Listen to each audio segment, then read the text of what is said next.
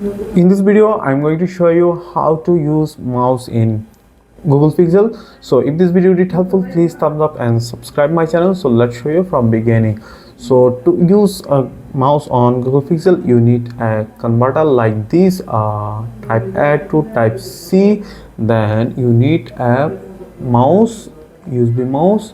As you can see, first of all, you need to connect each other, then connect this converter to the your phone, and as you can see, it's immediately recognize mouse pointer, and I can open any mouse like this, Google Fit, and I can go back here or open Foodpanda apps, any apps from my phone. As you can see, I can scroll anything here.